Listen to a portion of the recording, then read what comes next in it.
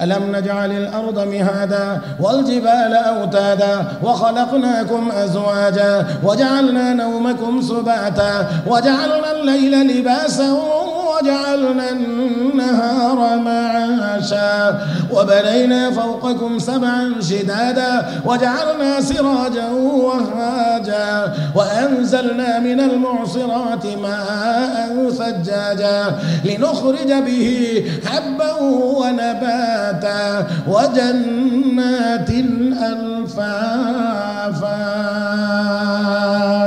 স্ত্রী জিজ্ঞেস করেন স্বামী নামাজ পড়ার জন্য এত সময় লাগে না কোথায় গল্প গুজব করে সময় নষ্ট করে আসলেন না না না ও স্ত্রী না আমি সময় নষ্ট করি নাই নামাজ পড়ে বাড়িতে ফিরবো এটাই ছিল কথা কিন্তু নামাজের পরে শুনলাম ঘোষণা হয়ে গেছে আল্লাহর নবীর হাদিস পড়ানো হবে আর হাজার হাজার মানুষ বসতে আরম্ভ করেছে সেই জন্য আমিও পিছন দিক দিয়ে বসে গিয়েছিলাম বিবি গো আজকে এমন একজন মুহাদ্দিস আল্লাহর নবীর হাদিস পড়াইতেছিলেন যার জবানে নবীর হাদিসের ব্যাখ্যা শুনে আমার ঈমান তাজা হয়ে গেছে আখিরাতের চিন্তা আমার চোখ দিয়ে পানি বের হয়ে গেছে এত মজার হাদিসের ক্লাস রেখে আমি উঠে আসতে পারি নাই এই জন্য যতক্ষণ ক্লাস চলছে আমিও ততক্ষণ পর্যন্তই বসা ছিলাম এই জন্য দেরি হয়েছে এবার স্ত্রী ডাক দেখো স্বামী তাহলে বলেন এমন একজন মুহাদ্দিস যদি টাকার বিনিময়ে কিনতে হয় কত টাকা দিয়ে আপনি কিনতে রাজি আছেন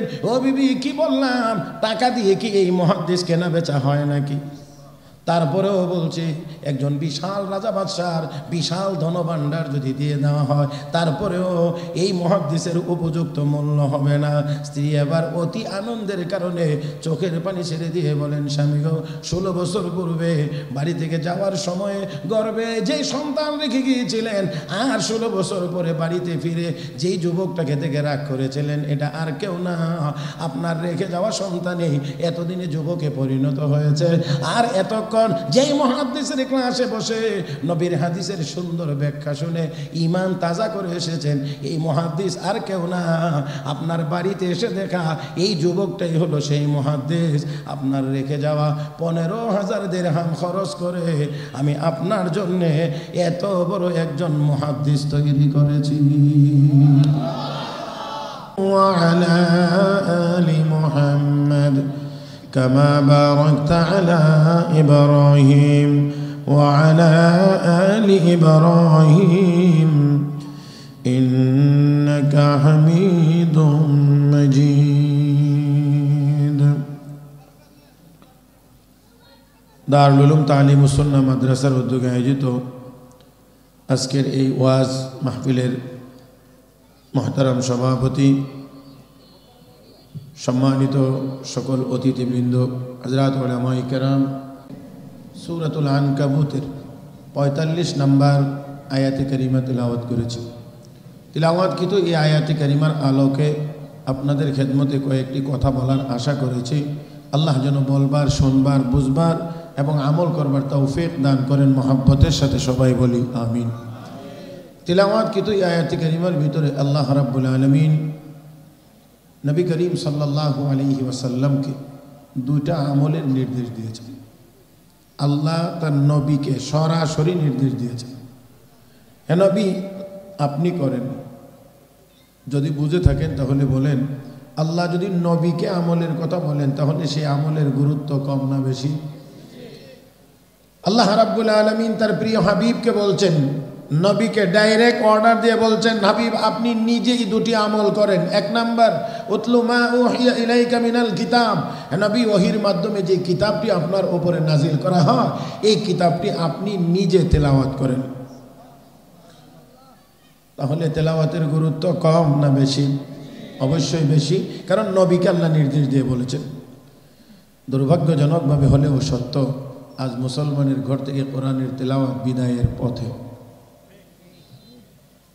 দুর্ভাগ্যজনকভাবে সত্য অনেকের ঘরে কোরআন শরীফ আছে কিন্তু বৎসরে একবারও হাত পড়ে না কষ্ট যদি না নেন তাহলে একটি কথা বলতে চাই এমনও মুসলমান খুঁজে পাওয়া যাবে এখন যে সারা জীবনেও সে কোরআনের দিকে এতটুকু সময় তাকিয়ে থাকে নাই একদিনের ভিতরে শুধু মোবাইলের দিকে যতটা সময় সে তাকিয়েছিল হ্যাঁ, অথচ আল্লাহ আমাকে আপনাকে কিছু নিয়ামত দিয়েছেন, যে নিয়ামতগুলোর দিকে শুধু তাকায়া থাকলেই সওয়াব হয়, শুধু তাকায়া থাকলেই সওয়াব হয়, শুধু তাকায়া থাকলেই সওয়াব হয়। এর মধ্যে 1 নম্বর হলো কিতাবুল্লাহ, আল্লাহর কিতাব খুলে শুধু তাকায়া থাকলেও সওয়াব হয়। 2 নম্বর বাইতুল্লাহ, আল্লাহর ঘর খানায়ে কাবা, যার দিকে তাকায়া থাকলেই সওয়াব হয়। 3 নম্বর মা বাবার চেহারা, যার চেহারার দিকে তাকাইলে কবুল হজের সওয়াব হয়। 4 নম্বর উলামা ইকরামের চেহারা, যাদের চেহারার দিকে তাকাইলে সগীরা গুনাহ মাফ হয়। এই যে মুরব্বীর কাফেলাটা, এদেরকে একটু থামানোর কেউ নাই না? জি, আমার দিক নবীকে আল্লাহ বলেন, হে নবী আপনি তেলাওয়াত করেন, আপনি তেলাওয়াত করেন, আপনি তেলাওয়াত করেন। রাহমাতুল লিল আলামিন শুধু তেলাওয়াত করেছেন, খেয়াল করে শুনবেন, শুধু তেলাওয়াত করেছেন। আর নবীর জবানে কোরআনের শুধু তেলাওয়াত শুনে অসংখ্য অগণিত কাফের বেঈমান কালেমা পড়ে মুসলমান হয়েছে, শুধুমাত্র তেলাওয়াত শুনে। আর যদি মুসলমানের ঘরে তেলাওয়াত জারি থাকতো, প্রত্যেকটা ঘরের মধ্য থেকে যদি সকালবেলা সূরা ইয়াসিনের তেলাওয়াত হইতো, মাগরিবের নামাজের পরে যদি সূরা ওয়াকিয়ার তেলাওয়াত হইতো, এশার নামাজের পরে যদি সূরা মুলকের তেলাওয়াত হইতো, জুমার দিনে যদি সূরা কাহফের তেলাওয়াত হইতো, তাহলে আজ মুসলমান বিশ্ব মানচিত্রে, বিশ্ব দরবারে মাথা উঁচু করে দাঁড়িয়ে কথা বলতে পারত।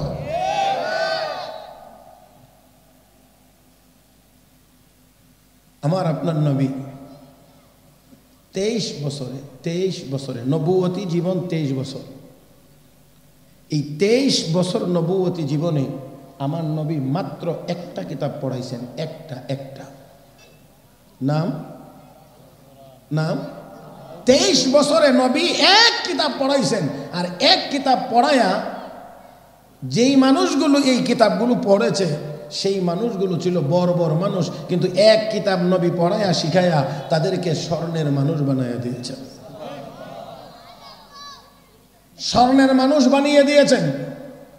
এখানে নেতৃবৃন্দ এসেছেন, সম্মান জানাই তাদেরকে, সাথে সেই কথাও বলতে চাই, আজকে সেই কোরআনের শিক্ষা প্রত্যেকটি মুসলমানের ভিতরে না থাকার কারণে বড় শিক্ষিত হয়েও তো বড় দুর্নীতিবাজ হচ্ছে। আস্তে কোন কেন?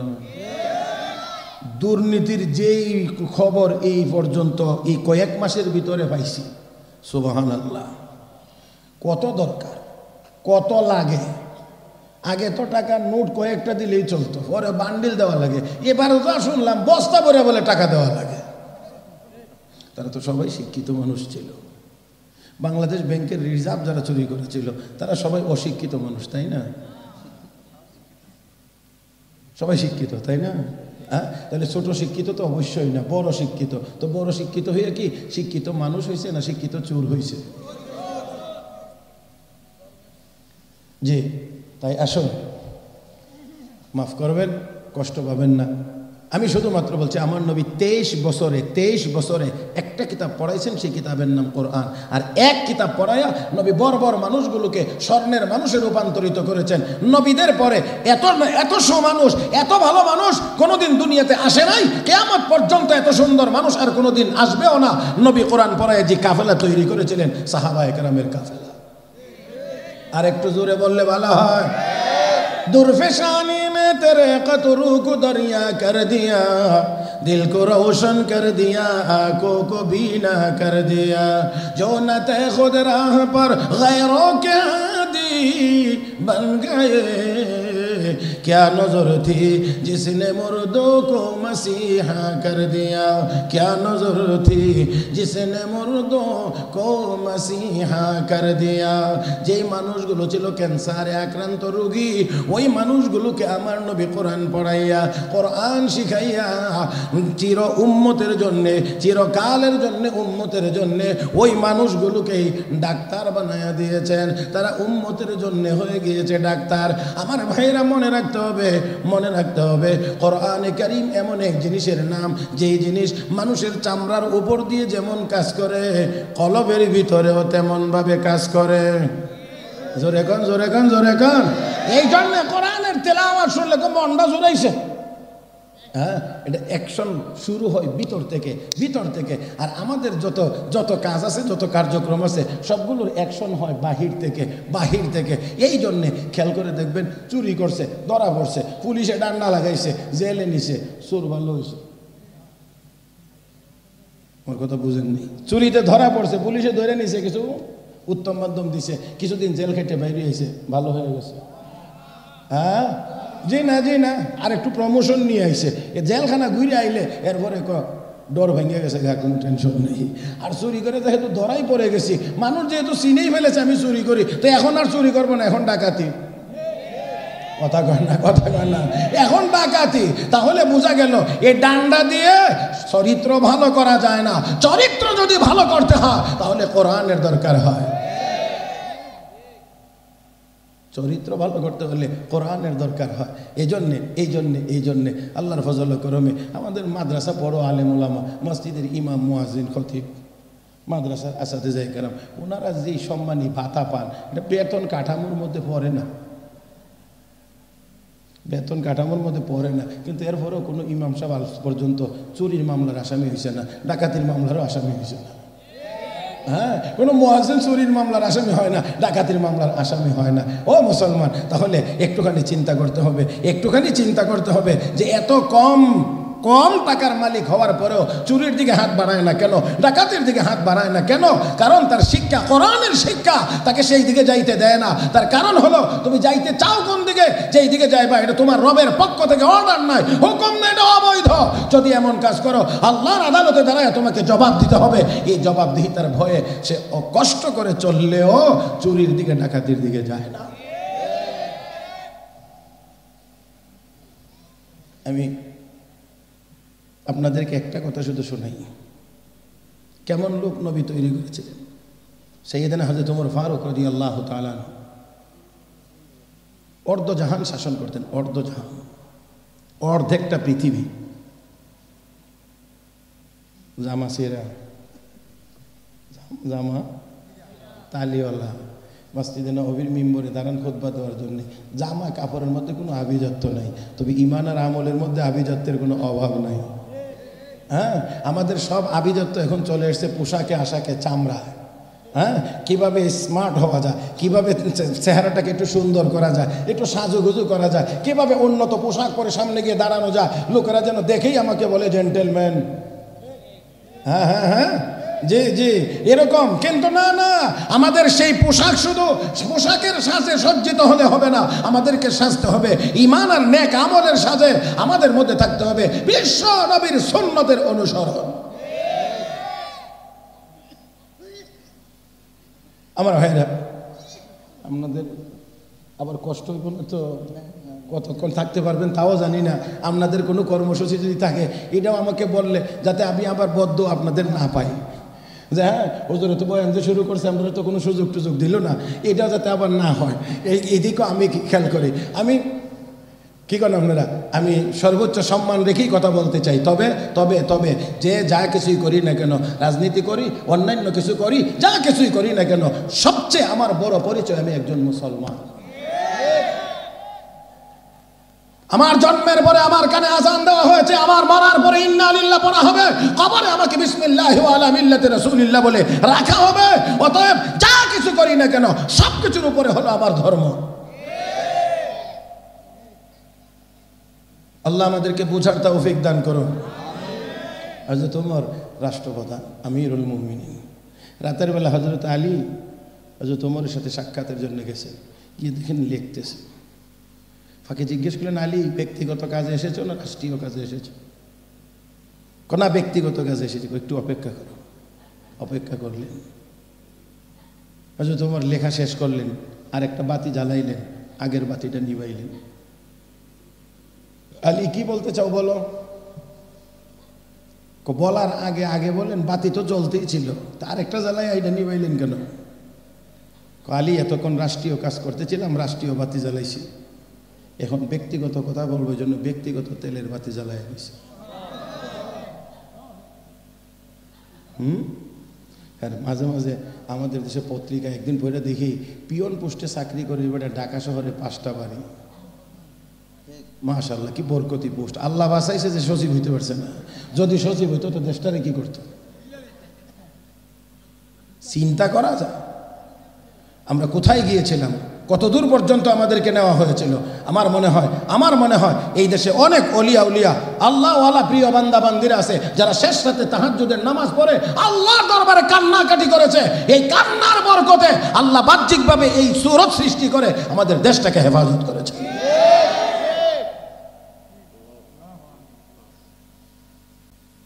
এটা আমি কম বলতে পারবো। আমি আবার এত বড় মাথা আমার হয়েছে না, আমি ছোট মানুষ, এই জন্য ছোট বুঝি দূরের ভিতরেই থাকি, রেঞ্জের বাইরে যাওয়ার চেষ্টাও করি না। আমার ভাইয়েরা, আমার বন্ধুরা, তো আমাদেরকে মনে রাখতে হবে আমরা সব কিছুর পরে আমরা মুসলমান। মৌতের ধাক্কা লাগলে কোনো টাইটেল টুইটেল, কোনো ডিগ্রি, কোনো কিছু থাকে না, সব অচল। মৌত এমন এক জিনিসের নাম, ধাক্কা মারবে আপনাকে মুহূর্তের ভিতরে সাবেক বানায় দেবে। যেই মাত্র মরার ঘোষণা হবে তখনই রাষ্ট্রপতি থাকে না সাবেক, মন্ত্রী আর মন্ত্রী থাকে না সাবেক, চেয়ারম্যান থাকে না সাবেক। এক ধাক্কায় আপনার সব সার্টিফিকেট কেড়ে নিয়ে যায়। কিন্তু মুসলমানি সার্টিফিকেট তখনও বাকি থাকে। আল্লাহ, না হলে জানাজা কেন হয়, না হলে দাফন কেন হয়, না হলে দোয়া কেন হয়? তাহলে বোঝা গেল সব সার্টিফিকেট বিকল, অচল হয়ে যায়, কিন্তু মুসলমানি সার্টিফিকেট তখনও বাকি থাকে। তাহলে কোনটা বেশি প্রয়োজন আমাদের? আমার ভাইরা, আমার বন্ধুরা, আসলে আমি যে আয়াত পড়েছিলাম, যে কথা বলছিলাম, সেটা দিয়েই আলোচনা শেষ করার চেষ্টা করবো ইনশাআল্লাহ। আমার আপনার নবী 23 বছরে মাত্র এক কিতাব পড়াইছেন। এক কিতাব পড়াইয়া বড় মানুষগুলোকে স্বর্ণের মানুষে রূপান্তরিত করেছেন। এই জন্যে আমি নেতৃবৃন্দকেও অনুরোধ করব, আসুন আমাদের দেশে অন্তত একটা মুসলমানের সন্তান যেন মুসলমান হইতে পারে আগে, তারপরে অন্য কিছু, সেই ব্যবস্থাটা আমরা করি। আমার ডাক্তারের প্রয়োজন, আমার ইঞ্জিনিয়ারের প্রয়োজন, আমার পাইলটের প্রয়োজন, আমার উকিলের প্রয়োজন, আমার বিচারপতির প্রয়োজন, আমার নেতার প্রয়োজন, সব প্রয়োজন পূরণ হবে। আগে আমার প্রয়োজন হলো আমার সন্তান মুসলমান হওয়া সকলের আগে প্রয়োজন। শুধু দুই একটা কথা বলি আজকে, আমার খুব ভালো লাগতেছে, কারণ ওনাদেরকে সবসময় আমরা পাই না। কথা বুঝেন না? আজকে যেহেতু ভাইয়া লেছে আর বইছে, তা আমিও কদ্দুর কয়ে লইতাম। হ্যাঁ, ইনশাআল্লাহ, মাশাআল্লাহ। জি, আল্লাহ পাক সবার হায়াতে বরকত দান করুন। জি, আমার ভাই, সব কিছুর উপরেও আমি একবার জুমার নামাজে বয়ানে কোনো এক প্রতিমন্ত্রী আসছেন, একেবারে সোজা, আমার একেবারে মিম্বরে সোজা বসছে। তো বসার পরে বয়ানও আমার আলহামদুলিল্লাহ চলছে। জুমার নামাজের পরে খুব আন্তরিকতার সাথে আমার সাথে সাক্ষাৎ করে কয়, হুজুর, এমন বয়ান যদি সব মেম্বার থেকে হইতো তাহলে মনে আমাদের দেশটা আরেকটু ভালো চলতো। তা আমি বেশি কিছু তো বলতে পারি না, তো ওনারা তো মন্ত্রী, কথা বুঝেন নাই। আমি বললাম, এমন সুযোগও যদি আপনারা দিতেন তাহলে আমরাও চেষ্টা করে দেখতাম এই দেশের মানুষকে আরেকটু ভালো করা যায় কিনা। কারণ মাঝে মাঝে তো আমরা একটু খালি চিপা ধরে রাখি, না এমনি কোন যেত না, হেমনি করতে এমনি কথা কয় না। হ্যাঁ, এই জায়গাটা থেকে আমরা মুক্তি চাই।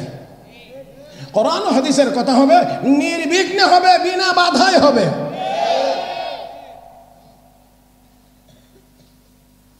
আল্লাহ পাক আমাদের সবাইকে বুঝার তৌফিক দান করুন। আসেন, রাহমাতুল আলামিন নবী মুহাম্মদুর রাসূলুল্লাহ সাল্লাল্লাহু আলাইহি ওয়াসাল্লামকে আল্লাহ নির্দেশ দিয়েছেন, হে নবী, আপনি তেলাওয়াত করেন। নবী শুধু তেলাওয়াত করেছেন, আর তেলাওয়াতের দ্বারা মানুষ মুসলমান হয়েছে। সেই জন্য আমি বলছি, মুসলমানের সন্তান জন্ম নিবে। সন্তান জন্ম নেওয়ার পরেই তার কিছু হক আছে, কিছু কার্যক্রম আছে। তারকে গোসল করাইয়া পাক পবিত্র বানাইয়া তার ডান কানে আজান দেওয়া হবে, বাম কানে ইকামত দেওয়া হবে। 7 দিনের দিনে মাথার চুল ফেলাইয়া ইসলামী একটা নাম রাখা হবে, আকিকা দেওয়া হবে। আমার ভাইয়েরা যখন একটা দুইটা করে কথা বলতে পারবে, সর্বপ্রথম তাকে শিক্ষা দেওয়া হবে লা ইলাহা ইল্লাল্লাহু মুহাম্মাদুর রাসূলুল্লাহ, কালেমা শিক্ষা দেওয়া হবে। আমার বন্ধুরা যখন আনুষ্ঠানিকভাবে পড়বার সময় হবে, সর্বপ্রথম তাকে কোরআনের শিক্ষা দেওয়া হবে। তাতে করে কি হবে, একটু সহজে বোঝার জন্য আপনাদের কাছে বিনয়ের সাথে বলছি, খুব খেয়াল করে শুনতে হবে। প্রত্যেকটা মুসলমানের সন্তান কুল্লু মাউলুদিন ইউলাদু আলাল ফিতরা, প্রত্যেকটা সন্তান একটি সুন্দর অবস্থার উপরে জন্মগ্রহণ করে। ফাআবাওয়াহু ইউহাউইদানিহি, আও ইউনাসসিরানিহি আও ইউমাজ্জিসানিহি আও কামা ক্বালা আলাইহিস সালাতু ওয়াসসালাম। প্রত্যেকটা সন্তান ফিতরাতের উপরে জন্ম নেয়, একটা সুন্দর ভাবের উপরে, ভাবধারার উপরে জন্ম নেয়। মা বাবা যেই ধর্মের অনুসারী হয়, যেই দিকে নেয় সন্তান সেই দিকে যায়। হ্যাঁ, আমরা তো মাশাআল্লাহ পরিকল্পনা করে সন্তানদেরকে মিথ্যা কথা শিখাই, প্ল্যান করে পরিকল্পনা করে সুন্দরভাবে আমরা আমাদের সন্তানদেরকে মিথ্যা শিখাইতে আসি। ও ভাইয়েরা, এই জন্য বলি সব নেতা সাহেব বাইশা শুক্রবার জুমার নামাজ পড়ে টেলিভিশন দেখতে বসছে, এমন সময় ছবিটা খুব হিট জায়গা থেকে পড়ছে। এমন সময় দরজায় জানি কে আসছে, আইসা কো সর্দার সাহেব বাড়িতে আছেন, মাতবর সাহেব আছেন। এখন মাতবর সাহেব যদি এই মুহূর্তে বাইরে যায়, দরজায় যায় আর কথাবার্তা যদি বলে, তাহলে এই দিক দিয়ে কিছু কাজা হয়ে যাবে না? এখন কি করবে? ছোট বাচ্চাটাকে ইশারা দিয়ে কাছে আনে, কাছে এনে আস্তে আস্তে আস্তে আস্তে গিয়ে বলো আব্বু বাড়িতে নাই। কি কইতেছে? কে কইতেছে আব্বু বাড়িতে নাই? কইতো বাবা ওই শিখাই দে, গিয়া বলো আব্বু বাড়িতে। আর হে কি আর এই সরদারি বুঝে না রাজনীতি বুঝে? দরজার সামনে গিয়ে দাঁড়াইছে, আগন্তুক লোকটি জিজ্ঞেস করে তোমার আব্বু কোথায়? আব্বু বলছে আব্বু বাড়িতে নাই।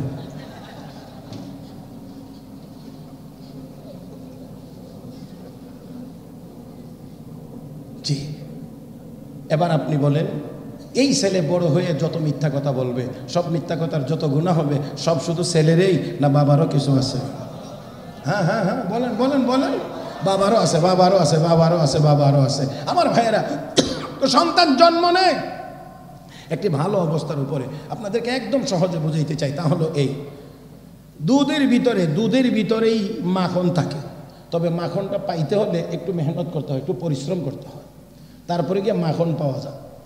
দুধ আপনি একেবারে 1 টন, 1000 লিটার, 1 টন দুধ, 1000 লিটার যদি নিয়ে বুড়িগঙ্গাতে ছেড়ে দেন, আধা ঘন্টা পরে গিয়ে চা খাওয়ার দুধ পাওয়া যাবে তো? পাওয়া যাবে না। শীতলক্ষ্যায় ছাড়লে পাওয়া যাবে না, তোর আগে ছাড়লেও পাওয়া যাবে না, কোনোটাতেই পাওয়া যাবে না। 1 ঘন্টা পরে না, আধা ঘন্টা পরে না, 10 মিনিট পরে গিয়েও আর চা খাওয়ার মতো দুধ পাওয়া যাবে না। পানির সাথে কি হয়ে যাবে? মিশে যাবে। আচ্ছা, 5 লিটার দুধের উপরে মেহনত করে যদি একটা মাখনের চাকা আপনি এখান থেকে উঠাইয়া নিয়ে আসতে পারেন, এটা বুড়িগঙ্গা শীতলক্ষ্যা আর তোর আগে না, মেঘনা পদ্মা যমুনাতে না, সুরমা কুশিয়ারাতে না, ও মুসলমান বঙ্গোপসাগরেও যদি ছেড়ে দেন, তাহলে এই মাখন আর কোনোদিন পানির সাথে একাকার হয়ে যাবে না।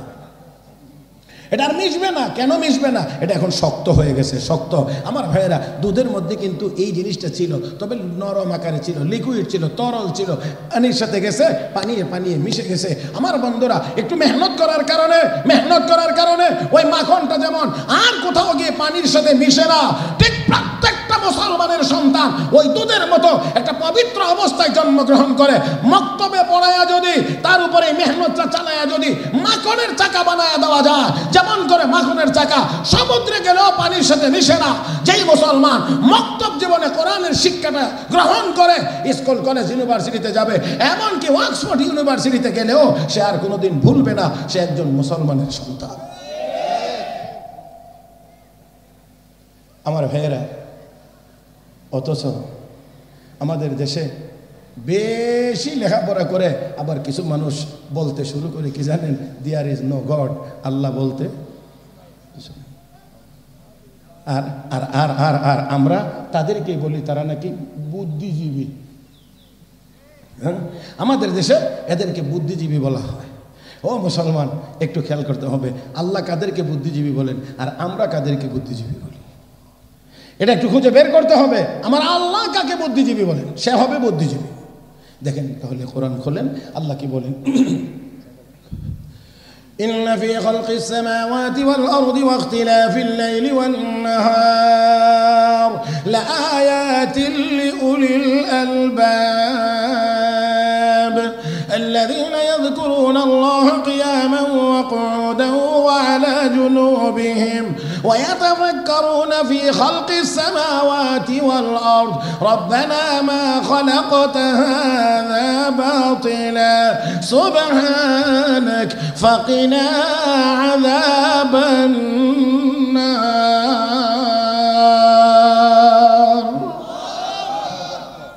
আল্লাহ রাব্বুল রব্বুল আলামিন বলেন নিশ্চয়ই আসমান জমিনের সৃষ্টি ওয়াখতিলাফিল লাইলি ওয়ান নাহার, রাত দিনের পরিবর্তন, এর ভিতরে রয়েছে যারা বুদ্ধিমান জ্ঞানবান তাদের জন্য কুদরতের নিদর্শন। তারা কারা? আল্লাযীনা ইয়াযকুরুনাল্লাহা কিয়ামা, যারা দাঁড়ায় আল্লাহকে স্মরণ করে, ওয়া কুউদা, বসেও আল্লাহকে স্মরণ করে, ওয়া ইয়াতাফাক্কারুনা ফি খালকিস সামাওয়াতি ওয়াল আরদ, যারা দাঁড়ায় স্মরণ করে বসেও স্মরণ করে, শুইতে গেলেও আলা জুনুবিহিম, আল্লাহকে শুইবার সময়ও স্মরণ করে, ওয়া ইয়াতাফাক্কারুনা ফি খালকিস সামাওয়াতি ওয়াল আরদ, নবমণ্ডল ভূমণ্ডলের সৃষ্টি নিয়ে গবেষণা করে, আর সৃষ্টির গবেষণা নিয়ে সর্বশেষ রেজাল্ট পেশ করে, রব্বানা মা খালাকতা হাযা বাতিলা, আল্লাহ এগুলোকে তুমি অনর্থক বানাও নাই। আল্লাহু আকবার। আল্লাহ এগুলোকে অনর্থক বানাও নাই। সুবহানাক, তুমি পবিত্র। ফাকিনা আযাবান নার, আল্লাহ অতএব আমাদেরকে জাহান্নামের আগুন থেকে বাঁচাও। একটু আওয়াজ করে বলেন, কিসের আযাব থেকে বাঁচাও? জাহান্নামের আযাব থেকে। সবাই আমরা বাঁচতে চাই নাকি চাই না? বাঁচতে চাই নাকি চাই না? তাহলে সব কিছু গবেষণা করে যেই ব্যক্তি বলবে আল্লাহ জাহান্নামের আগুন থেকে বাঁচতে চায়, আল্লাহকে এটা হইল বুদ্ধিমান। আর যেটা বেশি গবেষণা করতে করতে মাথার সালে আর চুল নাই, কথা বুঝেন নাই? আর এই বুদ্ধির চাপ সামলাইতে না পেরে বলে দেয়ার ইজ নো গড, এটা আল্লাহ বলতে কিছুই নাই। বুঝতে হবে আমাদের এটা আবু জাহেলের নাতি পুতি ছাড়া আর কেউ হতে পারে না। হ্যাঁ হ্যাঁ হ্যাঁ, কষ্ট হইতেছে না? হ্যাঁ কষ্ট হইতেছে আপনাদের মহতারাম হাজরিন। তাহলে আসুন আসুন সৃষ্টি জগৎ নিয়ে গবেষণা করে সিদ্ধান্ত নিতে হবে যে অবশ্যই আল্লাহ একজন, আল্লাহ একজন, আল্লাহ একজন আছেন আছেন আছেন। ইমাম আযম আবু হানিফা রাহমাতুল্লাহ আলাইহি একবার বলছিল, এক লোক বলছিল যে আল্লাহ একজন, এই নিয়ে তোমার সাথে বিতর্ক হবে। আল্লাহ যে আছেন, আল্লাহ যে আছেন এই জন্য বিতর্ক হবে।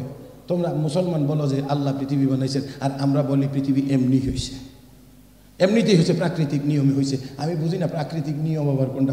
প্রকৃতিও তো আল্লাহর বানানো, কথা কয় না রে, প্রকৃতিটাও তো আল্লাহর বানানো। সকালবেলা সূর্য পূব দিক দিয়ে উঠে পশ্চিম দিক দিয়ে ডুবে, এটা তো প্রকৃতির নিয়ম। তাহলে প্রকৃতি কার? এটা কার? এটাও বোঝে না, খালি প্রাকৃতিক প্রাকৃতিক। আরে প্রাকৃতিক বেটা কোত্থেকে আহিল? খুলেন কোরআন শরীফ পড়েন, দেখেন না রব্বে করিম কি বলেন। ওয়াশ-শামসু তাজরি লিমুস্তাকাররিন লাহা যালিকা তাকদীরুল আজিজিল আলীম ওয়াল কমারা কদ্দারনাহু মানাজিল হাত্তা আada কাল-উরজুনিল কদীম লাশ-শামসু ইয়ানবাগী লাহা আন তুদরিকাল কমারা ওয়ালাল লাইলু সাবিকুন নাহার ওয়া কুল্লুন ফী ফালাকিন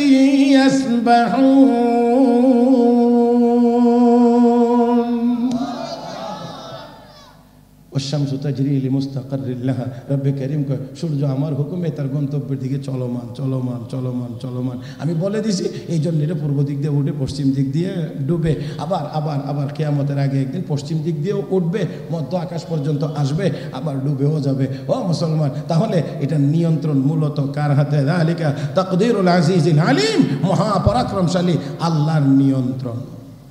কার কার কার কার কার কার? আল্লাহ আল্লাহ আল্লাহ আল্লাহ। তো প্রকৃতি আবার কি? প্রকৃতিটাও তো আমার আল্লাহরই বানানো। যাই হোক আসুন, তো ইমাম আযম আবু হানিফা বলছেন আগামীকাল তোমাদের সাথে আলোচনা হবে। কথার কথা একটা বোঝানোর জন্য বলছি আগামীকাল। এখন উনি নির্দিষ্ট সময়ের আরও কয়েক ঘন্টা পরে গিয়ে জায়গাতে হাজির হয়েছে, কয়েক ঘন্টা পরে আসার কথা। দুপুর 2টা উনি আসছেন, একেবারে আসরের নামাজের পরে মাগরিবের আগ দিয়ে কোনো রকম এসে উঠছে। এবার সবাই বলতেছে আপনি পরাজিত, আপনি সময় মতো আসেন নাই, আপনার সাথে আর কোনো আলোচনা হবে না। তো ইমাম আযম আবু হানিফা বললেন যে আমি যে আলোচনা করেন আর না করেন, ও আল্লাহর বান্দারা, আলোচনা করেন আর না করেন, অন্তত আমার লেট হওয়ার কারণটা কি এটা তো অন্তত একটু শুনবেন। তারপরে আলোচনা না করেন, অসুবিধা নেই, শোনেন আমার আইতে বিলম্বটা কেন হইলো। আমি আপনাদের এখানে আসবার জন্য সব দিক থেকে প্রস্তুতি নিয়েই রওনা করেছি, কিন্তু রাস্তার মধ্যে একটা নদী ছিল। নদীর কিনারে এসে দেখি কিচ্ছু নাই, পারাপারের কোনো ব্যবস্থা নাই। আমি বড় পেরেশান হয়েছিলাম যে নদীটা কীভাবে পার হইব, কোনো খেওয়া নাই, কোনো ব্রিজ কালভার্ট নাই, কোনো রকমের কোনো ব্যবস্থা নাই, এই নিয়ে চিন্তিত আর শুধু মনে মনে দোয়া করতেছি। আর এমন সময় হঠাৎ করে নদীর কিনারাতে বড় একটা গাছ ছিল, খুব খেয়াল করে শুনলেন, কিছু বলার দরকার নাই, সুবহানাল্লাহ আলহামদুলিল্লাহ কোনোতেই বলার দরকার নাই, চুপ থাকবেন শুধু শোনেন। একটা বড় গাছ ছিল, এই গাছটা হঠাৎ করে আপনা আপনিতে কেটে পড়ে গেছে। তারপরে কোনো সমিল টমিল লাগে নাই, কোথাও নেওয়া লাগে নাই, কোনো লেবারও ধরে নাই, এটা আমনা আমনিতেই তক্তা হয়ে গেছে। কোনো মিস্ত্রি টিস্ত্রি লাগে নাই, এটা আমনা আমনিতেই জোড়া লেগে এটা নৌকা হয়ে গেছে। কেউ ধরেও নাই, এটা আপনা আপনিতেই পানিতে নেমে গেছে। আমি নৌকাতে উঠছি, কোনো চালক নাই, ইঞ্জিন নাই, নৌকাটা আমাকে নদী পার করে দিছে, আপনাদের এখানে আমি আসছি। এই যে গাছ থেকে নৌকা হইতে এতটা সময় লাগছে, এই জন্য আপনাদের এখানে পৌঁছতেও আমার লেট হয়েছে। এখন সবাইকে দেখো পাগল কারে কো, কথা বুঝেন নাই? পাগল কারে কো? একটা গাছ বলে আপনা আপনিতে কাটে, গাছ বলে আপনা আপনিতে তক্তা হয়, গাছ বলে আপনি তক্তা বলে আপনা আপনিতে আবার জোড়া লাগে, এটা বলে নৌকা হয়। কেউ না ধরলে এটা বলে আবার নদীতে নামে, কেউ না চালাইলে এটা বলে চলে। এমন কথা যে কয়, হ্যাঁ আবার কিসের আমাদের সাথে আলোচনা করবে, বিতর্কে লিপ্ত হবে, সে তো পাগল। ইমাম আজম আবু হানিফা এবার কয়, পাগল আমি না তোমরা। এবার চিন্তা করো, একটা গাছ থেকে যদি নৌকা কোনো কারিগরে না ধরলে যদি নৌকা হইতে না পারে, এত বিশাল পৃথিবী কোনো কারিগর না বানাইলে কেমনে হইতে পারে? হ্যাঁ, তাহলে বলেন এবার কে বানাইছেন? সব এই জমিন আসমান। আমি কতগুলো আয়াত তেলাওয়াত করবো আপনাদের সামনে, মহতারাম হাজিরিন, এতগুলো পারবো না, কয়েকটা আপনাদেরকে শুধুমাত্র শুনে। রব্বে করিম বলেন, ألم نجعل الأرض مهادا والجبال أوتادا وخلقناكم أزواجا وجعلنا نومكم سباتا وجعلنا الليل لباسا وجعلنا النهار معاشا وبنينا فوقكم سبعا شدادا وجعلنا سراجا وهاجا وأنزلنا من المعصرات ماء ثجاجا لنخرج به حبا ونباتا وجنات ألفافا। আল্লাহ রাব্বুল আলামিন বলেন, আমি কি জমিনকে বিছানা বানাই নাই? অবানাইনা ফাওকাকুম সাবআন শিদাদা, তোমাদের উপরে কি আমি আল্লাহ 7টা আসমান বানায় দেই নাই? আল্লাহ কত বানাইছি না, আসমান আছে কদ্দুর বড়, এই প্যান্ডেলটা সমান আর একটু ছোট। হ্যাঁ, কত বড় আসমান বানাইলেন, কত বড় আসমান, কত বড়, কত বড়। আমার ভাইয়েরা একটু খেয়াল করে দেখেন, এই কাপড় দিয়ে একটা ছাদ দিছেন, এই কাপড় দিয়ে ছাদ দিতে গিয়ে এই ছাদ বানাইতে কতগুলো পিলার, কতগুলো খুঁটি ব্যবহার করেছে। হ্যাঁ হ্যাঁ, আর যদি বিল্ডিং হইতো খুঁটি আরো কম হইতো না, আরো বেশি হইতো। আরে এইরকম দূর দূরে দূরে এতগুলো খুঁটি দেয়। তারপর আবার ইঞ্জিনিয়ার সাহেব বলে দেয় 21 দিন পর্যন্ত এই খুঁটি রাখা ফরজ, 30 দিন পর্যন্ত মুস্তাহাব। মানে 21 দিন রাখতেই হবে, 30 দিন রাখলে ভালো, তাই না আমার ভাইয়েরা? তো এবার বলেন, 1500 বছর আগে আমার আল্লাহ কোরআন নাজিল করে দুনিয়ার কিয়ামত পর্যন্ত আনেওয়ালা সকল সায়েন্টিস্টদেরকে আল্লাহ চোখে আঙ্গুল দিয়ে দেখায়া বলেন, আলাম তারাও কাইফা খালাকাল্লাহু সাবআ সামাওয়াত, একটু দেখো না আল্লাহ কেমনি আসমানগুলো বানাইছেন। অন্য আয়াতে আল্লাহ বলেন, খালাকাস সামাওয়াতি বিগাইরি আমাদিন তারাউনাহা। এই পণ্ডিতেরা, আসমান এত বড় আসমান কোনো পিলার ছাড়া বানাইছি, চোখে পড়ে না? আস্তে কয় দিকে, হ্যাঁ, টুইন টাওয়ার বানানোর পরে আরে বাহ বিজ্ঞান। হ্যাঁ, মালয়েশিয়ার টুইন টাওয়ার দেখতে গিয়ে আমি আগে টুপি ধরে লিছি যাতে না পড়ে। কথা বলছি, কত বড় আল্লাহ বানাইছেন। খালাকাস সামাওয়াতি বিগাইরি আমাদিন তারাউনাহা, আল্লাহকে চোখে পড়ে না? খুঁটি ছাড়া যত বড় আসমান বানাইলাম। হ্যাঁ, তাহলে দুনিয়াতে এটা ওটা দেখে যদি তোর কাছে মনে হয় আরে বাবা রে কি বানাইছে, তা আসমান যে খুঁটি ছাড়া বানাইলাম, এটা দেখে তো আমার কদমে সেজদায় পড়ে থাকার কথা। কদ্দুর বড়, কতদিন লাগবে আসমানের সীমানায় যাইতে? আজ সায়েন্স টেকনোলজির চরম উন্নতির যুগ, চরম উন্নতির যুগ। বলেন না এই বিজ্ঞান বলতে যে আসমানের সীমানা কোথায়? হ্যাঁ, এখান থেকে বাংলাদেশ থেকে বিমান একবার উড়লে আমেরিকা যাইতে পারে না, একটা না, রাস্তায় গিয়ে আবার নাইমা আবার খাওয়ান খোরাক লইয়া তারপরে উড়াল দিতে হয়, কথা বুঝেন না, আবার ভিউল নিতে হয় আমার ভাইয়েরা, তারপরে আবার উড়াল দিতে হয়। তো আমেরিকা যাইতে যদি আপনি এই ট্যাঙ্কির তেল দিয়া আপনি আমেরিকা যাইতে পারেন না, তাহলে এবার চিন্তা করেন আল্লাহর আসমানের সীমানা খুঁজবার জন্য যদি বিমান নিয়ে বাইরেতে চান, তো বিজ্ঞানীদেরকে আগে চিন্তা করতে হবে ওই বিমানের ট্যাঙ্কিটা কত বড় বানাইতে হবে। এত বড় ট্যাঙ্কিওয়ালা বিমানও হবে না, কিয়ামতের আগে আসমানের সীমানা খোঁজাও সম্ভব হবে না। ইয়া মাশারাল জিন্নি ওয়াল ইনস ইন ইসতাতাতুম আন তানফুযু মিন আকতারিস সামাওয়াতি ওয়াল আরদ ফানফুযু লা তানফুযুনা ইল্লা বিসুলতান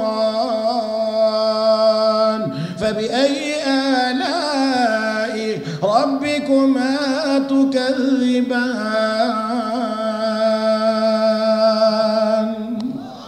আল্লাহ কয় জিনের দল মানুষের দল দেখ, চেষ্টা করে দেখ আসমানের সীমানা খুঁজে পাস কিনা। আল্লাহকে পাইবে না, কোনোদিনও সম্ভব না, হবে না, হবে না, হবে না, হবে না আমার ভাইয়েরা। তাহলে আমি বলছিলাম সায়েন্স টেকনোলজি যেখানে অচল, আমার আল্লাহর কালাম কোরআন সেখানে সচল। আমি আমার ছোট্ট একটা অভিজ্ঞতা শুনে, আমি একবার মালয়েশিয়া গেছিলাম। ওই যে মালয়েশিয়া টুইন টাওয়ারের কথা বললাম না, টুই ধরে দেখছি। তো যাওয়ার সময় বাংলাদেশ বিমান এয়ারলাইন্স ঢাকা থেকে যখন বিমানে গিয়ে উঠছি, তখন মাইকে ঘোষণা যা যা হচ্ছে আর কি, অনেক ঘোষণাই তো হয় মাইকে।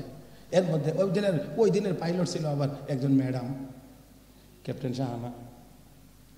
তো এই ম্যাডামের নাম শুনলে কলিজা কেন যেন একটা সিফা দিছে, কারণ এই ম্যাডাম সিলেটে বিমান ল্যান্ড করে দিঘিয়া পুকুরে দিছিল কিছুদিন আগে মাত্র। এটা আমি পত্রিকায় পড়ছিলাম, এবার নাম শুনেই আমার ভিতরে একটু তো বলতেছে ক্যাপ্টেন শাহানা ও তার ক্রুদের পক্ষ থেকে বাংলাদেশ বিমান এয়ারলাইন্সে আপনাদেরকে স্বাগত। আমরা 3 ঘন্টা সময়ের মধ্যে 38,000 ফুট উচ্চতায় উড়ে 3 ঘন্টা সময়ের মধ্যে কুয়ালালামপুর ইন্টারন্যাশনাল এয়ারপোর্টে অবতরণ করবো ইনশাআল্লাহ। জি বাহ বাহ, 3 ঘন্টা সময়ে কুয়ালালামপুর চলে যাবে। বিমান উঠছে 38,000 ফুট উপরে, যখন গেছে লেভেল হয়েছে তখন বুঝলাম যে এখন 38,000 ফুট উপরে আছে। 1 ঘন্টা বিমান চলার পরেই এবার দেখি ভিতরে যারা কেবিন ক্রু যারা আছে দৌড়াদৌড়ি শুরু হয়ে গেছে। মাইকে ঘোষণা হচ্ছে, সম্মানিত যাত্রীবৃন্দ নিজ নিজ আসনে বসে থাকুন, সিট বেল্ট বেঁধে রাখুন, আমরা দুর্যোগপূর্ণ আবহাওয়ার আশঙ্কা করতেছি। বাহ, বিমান নৌকারে যেমন ঢেউ বাড়ি মারলে যে অবস্থা, 38,000 ফুট উপরে। আপনি কি মনে করেন, আপনি যদি চিন্তা করেন বিমান ক্রাশ হবে আর আপনি এই মাটিতে পইরা মরবেন, এই চিন্তা ভুল হবে। আপনার পইরা মরতে হবে না, মইরাই পড়তে পারবেন।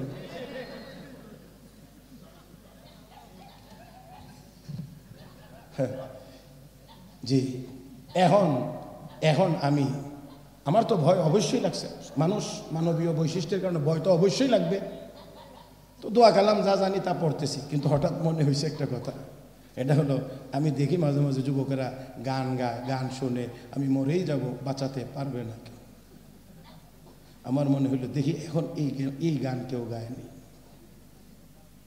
কারণ মালয়েশিয়া বাংলাদেশ থেকে পূর্ব দিকে, এখানে কোনো বুড়া মানুষ নাই, প্যাসেঞ্জার একজনও বুড়া মানুষ নাই, সব জোয়ান মানুষ।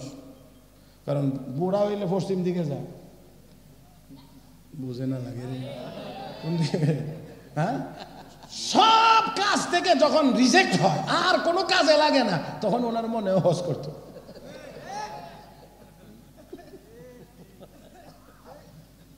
জি বেশি বলতে পারবো না, কারণ বুঝেন না, এজন্যে একটু খেয়াল করতে হবে। বাংলাদেশের সোজা রাস্তা দিয়া যে লোকটা সোজা হয়ে হাঁটতে পারে না, সেই লোকটা 3 মিলিয়ন লোক, 30 লাখ মানুষের যাতার মধ্যে গিয়ে যখন পড়ে, কি আর হজ করে?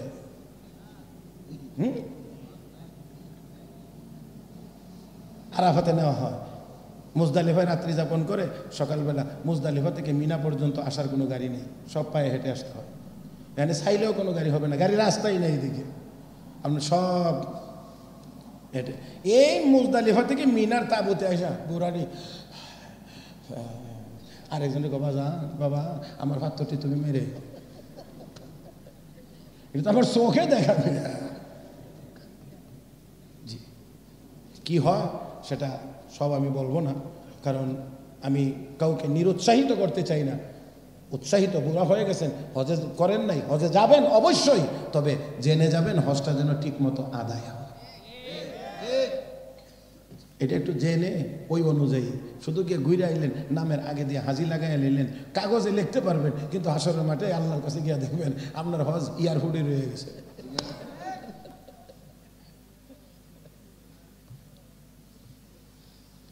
আল্লাহ, ও আজ মনে একটু তিতা হয়ে যাইতেছে আজকে, না? হ্যাঁ, একটু তিতা হয়ে যাইতেছে। যে মহতারাম হাজরিন, এবার আমার মনে হইলো দেখি তো, আমি তো মানে খতমে ইউনুস পড়ি, দোয়া ইউনুস পড়ি, এখন দেখি একজনের চেহারার মধ্যেও কোনো উজ্জ্বলতা নাই, সবার চেহারাই মলিন, খুব গম্ভীর, আর হঠাৎ দীর্ঘ শ্বাস ছাড়ে, কারণ বিমান তো এমন ঝাঁকুনি দেয়, ঝাঁকুনির সুরে মনে হয় যেন না জানি কি হয় এখনই, কথা বোঝেন নাই। আর তখন আমি বুঝলাম সকল থিওরি যখন অচল কোনো কাজে আসে না, তখন সেই জায়গাতেও আমার আল্লাহর কালামের দোয়া ইউনুস ওই জায়গাতেও সচল। আরো আরো আরো আরো আরো আরো সাইয়েদনা ইউনুস আলাইহিস সালাতু ওয়াস সালাম এই দোয়াটি পড়েছিলেন সাবমেরিনের ভিতরে বসে। আপনাদেরকে সাবমেরিন বলছি এই জন্যে, আধুনিক যুগের মানুষ সাবমেরিন বললে ভালো বুঝবে, ডুবোজাহাজ। হ্যাঁ, পানির 1500-2000 ফিট নিচে একবার ডুব দেয়, 6 মাস পরে আবার ভাসে। এমনও জাহাজ আছে 6 মাস এক ডুবে থাকে। পারমাণবিক শক্তি চালিত যেগুলো, সেগুলো 6 মাস থাকতে পারে কমপক্ষে, ব্যাটারি চালিত হলে আরো কম সময় উঠতে হয়। মহতারাম হাজরিন, তো যাই হোক, এই ডুবু জাহাজগুলো এই পানির নিচে থাকে, লুকিয়ে থাকে, এর ভিতরে সৈনিকেরা থাকে, থাকা খাওয়া ঘুম যাবতীয় সব এর ভিতরেই হয়। আমার আল্লাহ কয়েক হাজার বছর আগে এই সাবমেরিন আবিষ্কারের আরো কয়েক হাজার বছর আগে সাইয়েদনা ইউনুস আলাইহিস সালামকে মাছের পেটের ভিতরে ঢুকাইয়া দিয়েছিলেন। মাছের পেটের ভিতরে, মাছ সমুদ্রের পেটের ভিতরে, কোরআনে আল্লাহ বলেছেন وَظَنُّونَ إِذْ ذَهَبَ مُغَاضِبًا فَظَنَّ أَن لَّن نَّقْدِرَ عَلَيْهِ فَنَادَىٰ فِي الظُّلُمَاتِ أَن لَّا إِلَٰهَ إِلَّا أَنتَ سُبْحَانَكَ إِنِّي كُنتُ مِنَ الظَّالِمِينَ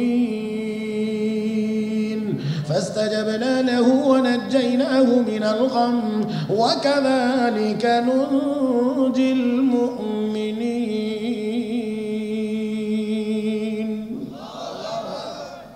ও মুসলমান, যেই জায়গায় দুনিয়ার কারো সাহায্য সম্ভব, মাছের পেটের ভিতরে, মাছ সমুদ্রের পেটের ভিতরে, তিনটা অন্ধকারের ভিতরে ছিলেন আল্লাহর পয়গম্বর ইউনুস আলাইহিস সালাম। 1 নম্বর রাতের অন্ধকার, 2 নম্বর ছিল পানির নিচের অন্ধকার, 3 নম্বর মাছের পেটের ভিতরের অন্ধকার। ফানাদা ফিজ যুলুমাত, আল্লাহ বলেন অনেকগুলো অন্ধকারের ভিতর থেকে ইউনুস আমাকে ডাক দিয়েছিলেন, লা ইলাহা ইল্লা আনতা সুবহানাক, আল্লাহ তুমি ছাড়া আর কোনো মাবুদ। এটাই হলো আমার কথা।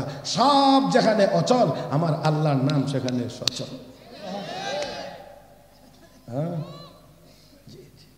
টাইটানিক বানায়া তারা ঘোষণা দিয়েছিল পৃথিবী ধ্বংস হবে, আমাদের টাইটানিক ধ্বংস হবে না।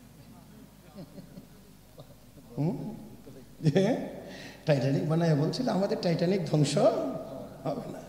কি দম্ভ, কি গর্ব, কি অহংকার। আর আল্লাহকে রাখ। প্রথম যাত্রাতেই লন্ডন থেকে নিউ ইয়র্ক, প্রথম যাত্রাতেই বরফের সাথে ধাক্কা লাগছে, আইসবার্গ।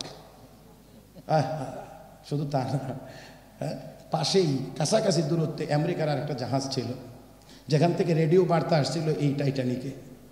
বলা হচ্ছিল যে রাস্তা দিয়ে আসতেছো আইসবার্গ আছে, বড় বড় আইসবার্গ আছে, সাবধানে আয়ো।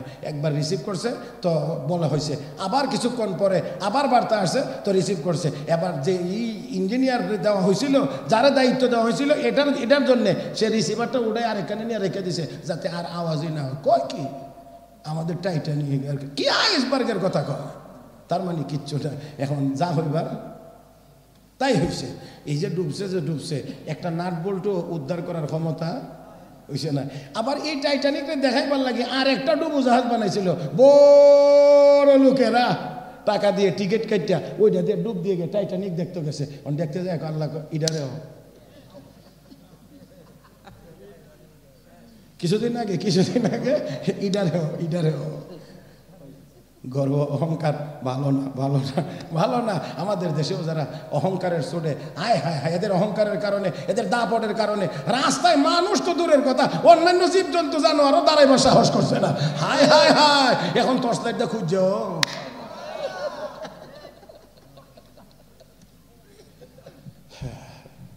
জি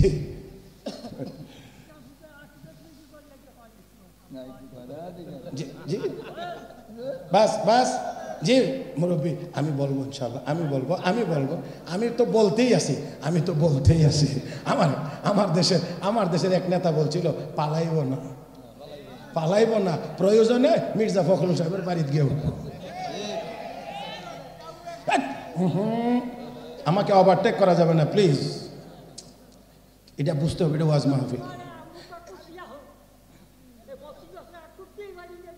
জি জি জি বসেন বসেন বসেন বসেন বসেন বসেন জি জি জি জি আমার ভাইয়েরা তো উনি বলছিলেন মির্জা ফখরুল সাহেবের বাসায় গিয়ে উঠবো, কি জায়গা দিবেন না।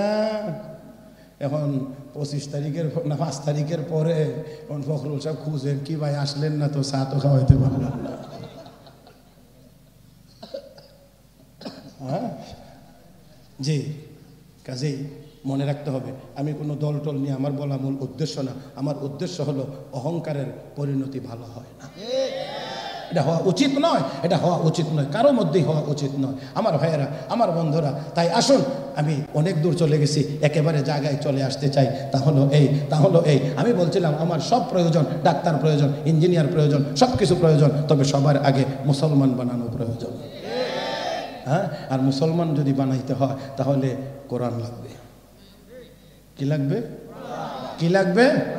কোরআন লাগবে। একটা ছোট্ট ঘটনা শোনাই, আমি আর কষ্ট দেব না। আমার সম্মানিত এখানে নেতৃবৃন্দ অনেকক্ষণ যাবৎ বসে আছেন, পরে হয়তো কোনো সময় বলবেন এই হুজুর কর্তৃকে আসছিল, আর কইলাম দাওয়াত টাওয়াত দিও না। হ্যাঁ, কথা বুঝেন নাই তো? জি, তো আসেন, ছোট্ট একটা ঘটনা শোনাইব, শুধুমাত্র একজন ব্যক্তির একটা কথা শোনাই আজকের আলোচনা শেষ করব ইনশাআল্লাহ। মুহতারাম হাজিরিন, জগৎ বিখ্যাত মুহাদ্দিস হযরত ইমাম রবিয়াতুর রায় রাহমাতুল্লাহি আলাইহি, উনি যখন ওনার মায়ের গর্ভে, বাড়ি মদিনা শরীফ, মায়ের গর্ভে, তখন ওনার আব্বা সিরিয়াতে চলে যাবেন ব্যবসার জন্যে। 15,000 দিরহাম দিয়ে গেছিলেন ওনার মার কাছে, মানে স্বামী তার স্ত্রীর কাছে দিয়ে বলছিলেন এটা দিয়ে সংসার চালায়ও, আমার আসতে দেরি হবে। দারুল উলুম দেওবন্দ মাদ্রাসার সুদীর্ঘ 56 বৎসরের প্রিন্সিপাল আল্লামা কারি তৈয়ব সাহেব রহমতুল্লাহ আলাইহি তার খুতুবাতের ভিতরে লিখেছেন, ওনার এই বাণিজ্যিক সফর ছিল এক টানা 16 বছর। এদিক দিয়ে সন্তান জন্ম নিয়েছে, মা নাম রাখছে রবিয়া, আদর সোহাগ দিয়ে লালন পালন করছে। যখন সময় হয়েছে মক্তবে পাঠায়া আলিফ বা তাসা পড়ানো শুরু করেছে। মা এককভাবে মেহনত শুরু করেছেন, ছেলে সামনের দিকে এগিয়ে যাচ্ছে। আমরার মায়েরাও মেহনত করেন, তবে জীবনের শুরুতে এই কোরআন শরীফ, এই আলিফ বা তাসা আর মক্তবে পড়ানোর জন্য এই চেষ্টাটা এখন আর করে না। যেই টাইমে কোরআন শরীফ শিখতো, আলিফ বা তাসা শিখতো, সেই টাইমে এখন কিন্ডারগার্টেনে পাড়ায় দেওয়া হয়। আমরা স্কুলে কিছুদিন গেছি, সামান্য, বেশি যাওয়ার সুযোগ হয় নাই। তবে সকালবেলা মক্তব না পড়ে স্কুলে যাওয়ার কোনো সুযোগই ছিল না। তারপরেও কোনো কারণে যদি কোনোদিন সকালে মক্তবে যাই নাই, তো স্কুলে যাওয়ার পরে খবর হয়েছে, স্যার জিজ্ঞেস করতেন যে আজকে মক্তবে কে কে না গেছো, না কে কে যাও নাই, মক্তবে না গিয়ে কে কে স্কুলে আসতো, দাঁড়া। ও মা, অপরাধ হয়েছে মক্তবের, বিচার হয় স্কুলে। হ্যাঁ, তাহলে কেমন স্যার ছিলেন। আর আমরার দেশে এখন কেমন স্যারের জন্ম হয়েছে, আমরা বান্দর বানাই লিখতে চাইছিল, কথা কয় না? হ্যাঁ, এবার আবার ইউনিভার্সিটির স্যার, কথা বুঝেন নাই? আবার এক বিচারপতি, ওরে বাপ রে বাপ, এ বলে হাইকোর্টের আপিল বিভাগের বিচারপতি ছিল। ওরে বাবা, ওর কথাবার্তা শুনলে তো আমার কাছে মনে হয়েছে আমরা উঠান বৈঠকের বিচারপতি হওয়ার যোগ্যতা তার মধ্যে নেই। তার ভাষা এত খারাপ, এত নিকৃষ্ট ল্যাঙ্গুয়েজ যার, সেই লোক বিচারপতি হতে পারে না। মুহতারাম হাজির, তবে সীমা অতিক্রম করলে আল্লাহ কাউকে ছাড়ে না। 70 লাখ দিয়ে বর্ডারই পার হইতেছে না, জানেন না, লাগে 70 লাখ দিয়ে বর্ডার পার হইতে পারে না, কলা পাতার বিষ নাই হুতায় রাখছে আমার আল্লাহ। জি, নাম বলার দরকার নেই, নাম বললে কোনো স্বভাব হইতো না, এই জন্য আমি নাম বলার দরকার মনে করি না। আমার ভাইয়েরা, আমার বন্ধুরা বর্ডার পার হইতে গিয়ে ও 70 লাখ সাথে তাই কি পরিমাণ কামাইছে।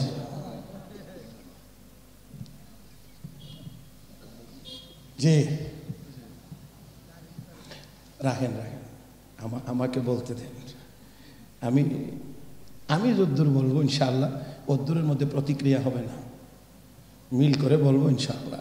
জানান, ওয়াজের বয়স বেশি দিন হয়েছে না, মাত্র 32 বছর চলে, 32 বছর, 32 ইয়ার্স।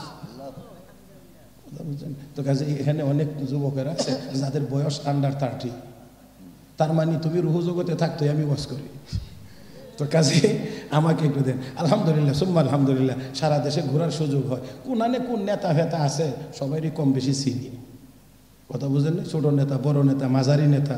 এখানে আসার আগেও এক মাহফিলে বয়ান করে এসেছি, এখানে আমনের থেকে আমনের বড় নেতা এখানে ছিলেন জনাব বরকতুল্লাহ বুলু,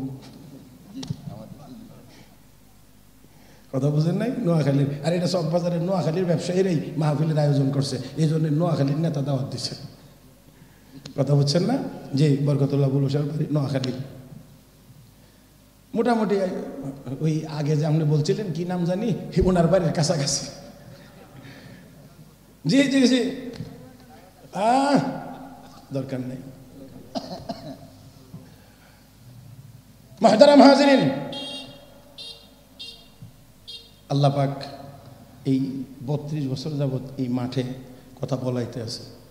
হ্যাঁ, সুবিধা অসুবিধা বিভিন্ন সময়ের ভিতরেই আল্লাহ পাক কথা বলাইছেন। এই জন্য আমরা একটা যথাসম্ভব একটা ব্যালেন্স রক্ষা করে কথা বলার চেষ্টা করি। ব্যক্তিগতভাবে কারোর সাথে আমার কোনো বিরোধ নাই, কোরআন হাদিসের কথা বলতে গিয়ে ব্যক্তিগতভাবে কাউকে আমি আঘাত করা এটা সমীচীন মনে করি না। সেই জন্যে আমি শুধু সিস্টেমটার কথা বলতে চাই। সিস্টেম সেটা হলো, কোরআন যদি কারো ভিতরে থাকে না, কোরআনের এলেম যদি কারো ভিতরে থাকে না, দিন ধর্মের কথা চিন্তা যদি কারো ভিতরে থাকে না, যত বড় শিক্ষিতই হবে সেই শিক্ষা দিয়ে জাতির কোনো উপকার হবে না। বেতন পায় যদি 2 লাখ, রাষ্ট্রের সম্পদ চুরি করবে 2 কোটি।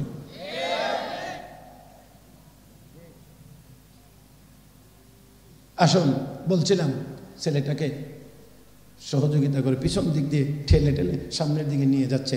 বাবা কিন্তু তখনও বিদেশ। মায়ের একক ভূমিকায় সন্তান এত বড় আলেম, এত বড় মুহাদ্দিস হয়েছেন। রওজা শরীফের পাশে বসে বসে, কিসের পাশে বলছি, কোথায় রওজা শরীফ? মদিনা শরীফ। নবীজির রওজা শরীফের পাশে বসে বসে হাদিস পড়ানোর জন্যে তিনি মুহাদ্দিস তথা হাদিসের শিক্ষক নিযুক্ত হয়েছেন। তখনও বয়স 16 বছর পূর্ণ, 16 বছর পরে বাবা দেশে ফিরছে।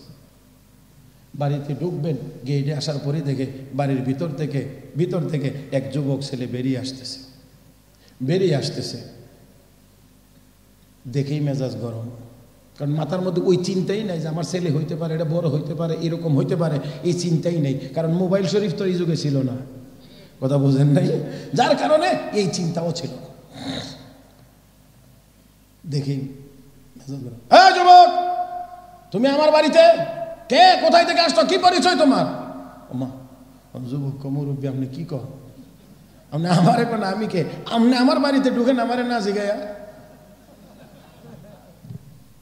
চিনে না একজন আরেকজনকে, দেখা নাই, সাক্ষাৎ নাই। এই জন্যে দুজনের মধ্যে উত্তপ্ত হচ্ছে কথা, উত্তপ্ত। মহিলা তো দুজনকেই চিনে। সামনে এগিয়ে এসে ছেলেকে বলে, যাও তুমি তোমার কাজে যাও। স্বামীকে বলে, ঘরে আসেন। কিন্তু মেজাজ তো গরম। মেজাজ একবার গরম হইলে এটা ঠান্ডা হওয়ার আগ পর্যন্ত যে কোনো সামান্য কিছুতে দেখবেন ফাত করে। এই জন্যে মেজাজকেও নিয়ন্ত্রণ করা ইসলামের অন্যতম একটি দায়িত্ব, অন্যতম একটা কাজ। মেজাজ, রাগকে নিয়ন্ত্রণ করা, রাগ নিয়ন্ত্রণ করা। আল্লাহ রাসূল এক সাহাবীকে বিশেষ নসিহত করতে গিয়ে বলেছিলেন, লা তাগজাব, লা তাগজাব, লা তাগজাব, রাগ করো না, রাগ করো না, রাগ করো না। এই জন্য এই রাগকে নিয়ন্ত্রণ করতে হয়, তাহলে আর না হয় সামনে আগানো যাবে না, আল্লাহর ওলি হওয়া যাবে না। যত জিনিস নিয়ন্ত্রণ করতে হয়, যত জিনিস নির্মূল করতে হয়, এর মধ্যে এটাও একটা রাগ নির্মূল করতে হয়। যার কারণে ঝামেলা আছে, কারণ রাগ যদি নিয়ন্ত্রণ না হয়, এত সামান্য কোনো কিছুতে রাগ উঠবে, তখন বউরে তালাক দিতে দেওয়া শুরু করলে হুশ জ্ঞান থাকবে না কয়টা যে দিবেন। দিয়া সারালে পরে যখন মাথা একটু ঠান্ডা হয়, এবার গিয়ে খোঁজ ছেলে মেয়ে 3টা রাগের মাথায় বললে ফেলেছে।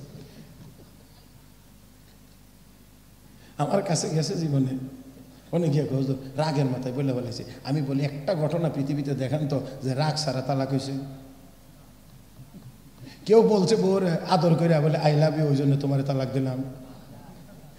তো তালাকের ফাংশনটাই হলো রাগের সাথে। এই জন্য ইসলামকে রাগ নিয়ন্ত্রণ করো, যাতে করে এই ঝামেলার মধ্যে তোমাকে পড়তে। আমার ভাইয়েরা, মেজাজ তো গরম, এই জন্য বাড়ির ভিতরে গিয়ে স্ত্রীকে ডাক দিয়ে কয় 15,000 দিরহাম তোমার কাছে দিয়ে গিয়েছিলাম, কোথায় খরচ করেছ হিসাব দাও। 16 বছর পরে বাড়িতে এসে এটা নিয়ে কথা। মহিলা বুঝে গেছেন ওই যে রাগ, এই জন্য তিনি ডাক দিয়ে বলেন, স্বামী 16 বছর পরে বাড়িতে ফিরলেন, একটি সুন্দর আনন্দময় পরিবেশ বাড়িতে থাকার কথা, কিন্তু আপনার মেজাজ গরম হয়ে যাওয়ার কারণে সেই সুন্দর পরিবেশটুকু আর থাকতেছে না। আপনি 16 বছর পরে বাড়িতে ফিরলেন, দীর্ঘ সফর করে আপনি আসলেন ক্লান্ত পরিশ্রান্ত, একটু গোসল করে ফ্রেশ হয়ে আসেন, আমি আপনার জন্য খাবার তৈরি করছি, খাওয়া দাওয়া হবে, তারপরে সব ঘটনা আমি খুলে বলবো। আপাতত রাজি, গোসল করে আসলেন, ফ্রেশ হয়ে আসলেন, মেজাজও ঠান্ডা, সুন্দর মতো খাওয়া দাওয়া করাইলেন। খাওয়া দাওয়া শেষ, এবার শোনা যায় মসজিদে নববীতে আজান হচ্ছে। ডাক দিয়ে স্বামী গো যান, আগে গিয়ে নামাজটা আদায় করে আসেন, তারপর কথা হবে। এতে করে বোঝা যায় স্ত্রীটা ওই আল্লাহর ওলি, ওই মুহাদ্দিসের মা বড় নেককার মানুষ ছিলেন। এই জন্যে স্বামীকে বলতেছেন যান আগে গিয়ে নামাজ পড়ে আসেন। এখন লেডিসেও নামাজ পড়ে না, জন্ডিসরেও পড়তে দেয় না।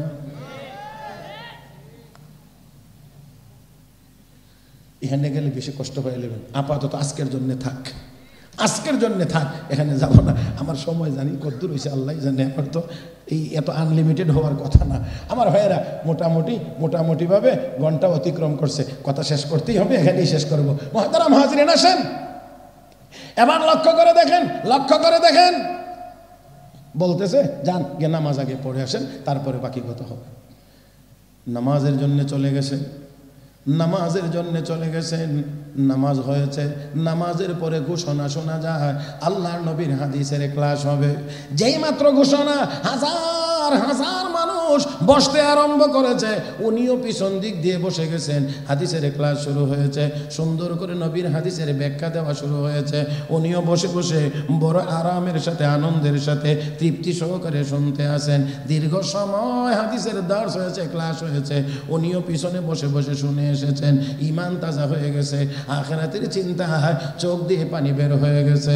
বয়ান যখন দার্স শেষ, ক্লাস শেষ, দীর্ঘ সময় পরে বাড়িতে ফিরলেন। স্ত্রী জিজ্ঞেস করেন, স্বামী নামাজ পড়ার জন্য এত সময় লাগে না? কোথায় গল্প গুজব করে সময় নষ্ট করে আসলেন? না না না ও স্ত্রী, না আমি সময় নষ্ট করি নাই, নামাজ পড়ে বাড়িতে ফিরবো, এটাই ছিল কথা। কিন্তু নামাজের পরে শুনলাম ঘোষণা হয়ে গেছে আল্লাহর নবীর হাদিস পড়ানো হবে, আর হাজার হাজার মানুষ বসতে আরম্ভ করেছে, সেই জন্য আমিও পিছন দিক দিয়ে বসে গিয়েছিলাম। বিবি গো, আজকে এমন একজন মুহাদ্দিস আল্লাহর নবীর হাদিস পড়াইতেছিলেন, যার জবানে নবীর হাদিসের ব্যাখ্যা শুনে আমার ঈমান তাজা হয়ে গেছে, আখিরাতের চিন্তা আমার চোখ দিয়ে পানি বের হয়ে গেছে। এত মজার হাদিসের ক্লাস রেখে আমি উঠে আসতে পারি নাই। এই জন্য যতক্ষণ ক্লাস চলছে আমিও ততক্ষণ পর্যন্তই বসা ছিলাম, এই জন্য দেরি হয়েছে। এবার স্ত্রী ডাক দেখো, স্বামী তাহলে বলেন এমন একজন মুহাদ্দিস যদি টাকার বিনিময়ে কিনতে হয়, কত টাকা দিয়ে আপনি কিনতে রাজি আছেন? ও বিবি, কি বললাম, টাকা দিয়ে কি এই মুহাদ্দিস কেনা বেচা হয় নাকি? তারপরেও বলছি, একজন বিশাল রাজা বাদশার বিশাল ধনভাণ্ডার যদি দিয়ে দেওয়া হয়, তারপরেও এই মুহাদ্দিসের উপযুক্ত মূল্য হবে না। স্ত্রী এবার অতি আনন্দের কারণে চোখের পানি ছেড়ে দিয়ে বলেন, স্বামী গো, 16 বছর পূর্বে বাড়ি থেকে যাওয়ার সময়ে গর্বে যেই সন্তান রেখে গিয়েছিলেন, আর 16 বছর পরে বাড়িতে ফিরে যেই যুবকটাকে দেখে রাগ করেছিলেন, এটা আর কেউ না, আপনার রেখে যাওয়া সন্তানই এতদিনে যুবকে পরিণত হয়েছে। আর এতক্ষণ যেই মুহাদ্দিসের ক্লাসে বসে নবীর হাদিসের সুন্দর ব্যাখ্যা শুনে ঈমান তাজা করে এসেছেন, এই মুহাদ্দিস আর কেউ না, আপনার বাড়িতে এসে দেখা এই যুবকটাই হলো সেই মুহাদ্দিস। আপনার রেখে যাওয়া 15,000 দিরহাম খরচ করে আমি আপনার জন্যে এত বড় একজন মুহাদ্দিস তৈরি করেছি।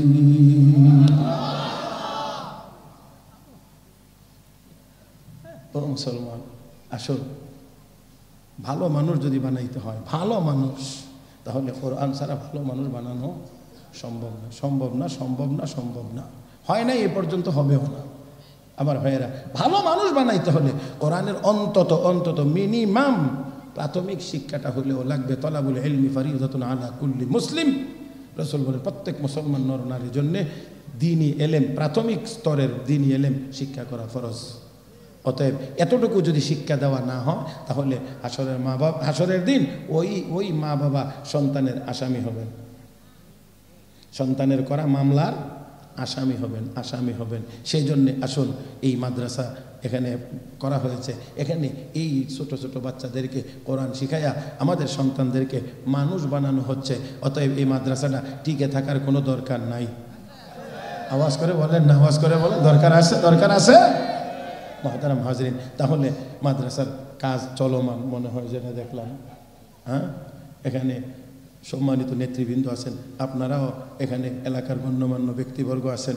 আমি বড় করে কিছু চাইব না, সময়ও আমার হাতে নাই, এই জন্যে আমি খুব বেশি কিছু চাইব না। নেতৃবৃন্দটা ওনাদের ঘোষণা দিবেন আমি আশা করি। আর আপনারা যারা আছেন, আমি আপনাদের কাছ থেকে সামান্য একটু সময়, মাত্র 2-4 মিনিট 5 মিনিটের মধ্যে আমি শেষ করব। আল্লাহর একজন বান্দা মাত্র দাঁড়াইয়া শুরু করবেন যে ইনশাআল্লাহ আমি মাদ্রাসার জন্য 5,000 টাকা দেব। এমন একজন আল্লাহর বান্দা কি এখানে এই মুহূর্তে আসেন? কোরআনের মহব্বত নিয়ে, হাদিসের মহব্বত নিয়ে, আল্লাহ এবং আল্লাহ রসুলের মহব্বত নিয়ে বলবেন যে ইনশাআল্লাহ আমি মাদ্রাসার জন্য 5,000 টাকা দেব। আমি বেশি কিছু চাই নাই, একেবারে। ربنا فاغفر لنا ذنوبنا وكفر عنا سيئاتنا وتوفنا مع الأبرار. رب اجعلني مقيم الصلاة ومن ذريتي ربنا وتقبل دعاء. ربنا اغفر لي ولوالدي وللمؤمنين يوم يقوم الحساب. رب ارحمهما كما ربياني صغيرا. رب ارحمهما كما ربياني صغيرا. রব্বুল আলামিন, আল্লাহ আমরা গুনাহগারের দল, গুনার বোঝা মাথায় নিয়ে তোমার শাহী দরবারে হাত উঠাইলাম। মেহেরবানি করে গো আমাদের জিন্দেগির সব গুনাহ মাফ করে দাও। আয় আল্লাহ, আমাদের আব্বা আম্মার জীবনের গুনাহ মাফ করে দাও, আমাদের স্ত্রী সন্তানদেরকে মাফ করে দাও। আয় আল্লাহ, तमाम পৃথিবীর সকল মুসলমান নরনারীকে মাফ করে দাও, সবাইকে পরিপূর্ণ হেদায়েত নসিব করে দাও। সমস্ত মুসলমানগুলোকে এক অনেক বানিয়ে দাও, সমস্ত মাজলুম মুসলমানদেরকে হেফাজত ফরমাও। আয় আল্লাহ, तमाम পৃথিবীর মাটির নিচে শহীদ সকল মুমিন মুমিনাতের কবরের আযাব মাফ করে দাও। আয় আল্লাহ, খাস করে আমরা যারা হাত উঠাইলাম, আমাদের মধ্য থেকে যাদের আব্বা নাই, আম্মা নাই, দাদা নাই, দাদি নাই, ভাই নাই, বোন নাই, যত আত্মীয় স্বজন কবরবাসী হয়েছেন, দয়া করে সকলের কবরগুলোকে জান্নাতের বাগান বানায় দাও। আয় আল্লাহ, ওই কবরে আমাদেরকে নেওয়ার আগে পরিপূর্ণ ইমানদার বানিয়ে দাও। আয় আল্লাহ, আমাদের মধ্যে যারা অভাবী আছেন অভাব অনটন দূর করে দাও, যারা ঋণগ্রস্ত হয়ে গেছেন ঋণ থেকে উদ্ধার করে দাও। আল্লাহ, যারা অসুস্থ আছেন পরিপূর্ণ সুস্থতা নসিব করে দাও। আল্লাহ, যেই মাদ্রাসার উদ্যোগে এই মাহফিলের আয়োজন, আল্লাহ মাহফিলকেও কবুল করে নাও, মাদ্রাসাকেও কবুল করে নাও। মাদ্রাসার সকল হাওয়াইজ এবং জরুরিয়াত তোমার গায়েব থেকে পুরা করে দাও। যারা যত নেক মাকসুদ নিয়ে দান খয়রাত করেছেন, আয় আল্লাহ, সবার মনে নেক মাকসুদ গুলি পুরা করে দাও। আল্লাহ, বিশেষ করে প্রধান অতিথি মহোদয় 20,000 টাকা দিয়েছেন। আল্লাহ, আরো যখন জানাকদের সাথে থাকবেন, আল্লাহ এই ঘোষণা করেছেন, আল্লাহ ওনার দান এবং এই ঘোষণাকে কবুল মঞ্জুর করে নাও। দিনের খাদেম হিসেবে কবুল মঞ্জুর করে নাও। সব রকমের বিপদ আপদ বালা মুসিবত থেকে হেফাজত ফরমাও। রব্বুল আলামিন, আল্লাহ আমাদের পক্ষ থেকে এই মুহূর্তে অসংখ্য গণিত দরুদ ও সালামের হাদিয়া তোমার পেয়ারা হাবিবের রওজা মুবারকে পৌঁছিয়ে দাও। তোমার হাবিবের উসিলা আমাদের সকলের দোয়াকে কবুল মঞ্জুর করে নাও।